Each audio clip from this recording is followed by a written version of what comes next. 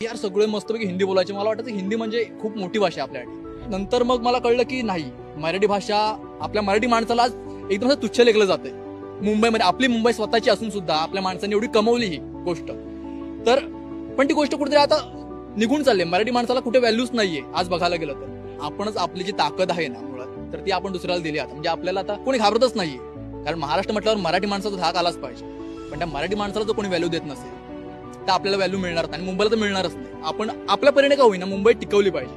मुंबई टिकवली पाहिजे म्हणजे काय, माझ्याकडून 4 माणसं, 4 माझे मित्र तरी इन्स्पायर होतील की बाबा नाही, आपण मराठी टिकवली पाहिजे आपली भाषा. आणि जर आज टिकली मराठी भाषा तर आज आपण टिकणार आहोत. बाकी सगळं ठीक आहे गोष्टी, पण आज जर मराठी भाषा टिकली तर आपला कल्चर टिकेल असं मला जेन्युइनली वाटतं.